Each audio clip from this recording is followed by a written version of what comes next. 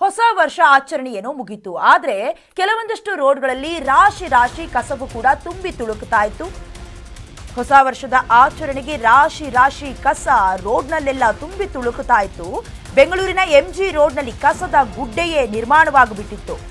ಒಂದು ರಾತ್ರಿಗೆ 9 ಟನ್ ಅಂದ್ರೆ 9,000 ಕೆಜಿ ತ್ಯಾಜ್ಯ ಉತ್ಪಾದನೆಯಾಗಿತ್ತು. 5 ಗಂಟೆಯಲ್ಲಿ ತ್ಯಾಜ್ಯವನ್ನ ಗ್ರೇಟರ್ ಬೆಂಗಳೂರು ಅಥಾರಿಟಿಯ ವತಿಯಿಂದ ಕ್ಲಿಯರ್ ಮಾಡಿಸಲಾಗಿದೆ. ಎಂಜಿ ರೋಡ್, ಚರ್ಚ್ ಸ್ಟ್ರೀಟ್ನಲ್ಲಿ ಕಸವನ್ನ ಕ್ಲಿಯರ್ ಮಾಡಲಾಗಿದೆ. ಮದ್ಯದ ಬಾಟಲು, ಚಪ್ಪಲ್ಗಳು, ಶೂಗಳು, ಬಟ್ಟೆ ಬರೆ ಜೊತೆಗೆ ಊಟ, ತಿಂಡಿ ತಿನಿಸಿನ ಪ್ಲೇಟು, ಪ್ಲಾಸ್ಟಿಕ್ ಕವರ್ಸ್ಗಳು ಇದನ್ನೆಲ್ಲ ಕ್ಲಿಯರ್ ಮಾಡಿದ್ದಾರೆ. 110 ಪೌರ ಕಾರ್ಮಿಕರು ತ್ಯಾಜ್ಯವನ್ನ ಕ್ಲಿಯರ್ ಮಾಡಿದ್ದಾರೆ.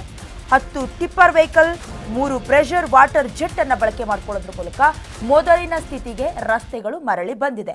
ಯಾವುದೇ ಸೆಲೆಬ್ರೇಷನ್ ಆದರೂ ಕೂಡ ಅಲ್ಲಲ್ಲಿ ಗಲೀಜು ಮಾಡೋದು, ಡಸ್ಟ್ಬಿನ್ಗಳು ಇಟ್ಟಿದ್ರು ಡಸ್ಟ್ಬಿನ್ನ ಮೇಲೆಯೇ ಕಸಗಳು ತುಂಬಿರ್ತವೆ, ಆ ಸ್ಥಿತಿಯಲ್ಲಿ ಇರ್ತವೆ. ಸಂಬಂಧಪಟ್ಟಂತೆ ಈಗ ಈ ದೃಶ್ಯದಲ್ಲಿ ಗಮನಿಸ್ತಾ ಇದ್ದೀರಲ್ಲ, 3 ಪ್ರೆಷರ್ ವಾಟರ್ ಜೆಟ್ ಅನ್ನ ಬಳಕೆ ಮಾಡ್ಕೊಳ್ಳೋದ್ರ ಮೂಲಕ ಒಂದು ರೀತಿ ಹೊಸ ಹುರುಪು ಚೈತನ್ಯವನ್ನ ರಸ್ತೆಗಳು ಕೊಟ್ಟಿದ್ದಾರೆ. ಗ್ರೇಟರ್ ಬೆಂಗಳೂರಿನ ವತಿಯಿಂದ ಸುಮಾರು 9 ಟನ್ ತ್ಯಾಜ್ಯ ಉತ್ಪಾದನೆಯಾಗಿತ್ತು. 9,000 ಕೆಜಿಯಷ್ಟು ಕಸ ಅಲ್ಲಿತ್ತು. ಅದರಲ್ಲಿ ಮದ್ಯದ ಬಾಟಲ್ಗಳು, ಚಪ್ಪಲಿ, ಶೂಸು, ಬಟ್ಟೆ, ಊಟ, ತಿಂಡಿ ತಿನಿಸುಗಳ ಪ್ಲೇಟ್ಗಳು, ಪ್ಲಾಸ್ಟಿಕ್ಗಳು ಎಲ್ಲವೂ ಕೂಡ ಅಲ್ಲಿತ್ತು. ಎಲ್ಲವನ್ನ ಕ್ಲಿಯರ್ ಮಾಡಿ ಮೊದಲಿನ ಸ್ಥಿತಿಗೆ ಬರಮಾಡಿಕೊಂಡಿದ್ದಾರೆ ಬೆಂಗಳೂರಲ್ಲಿ.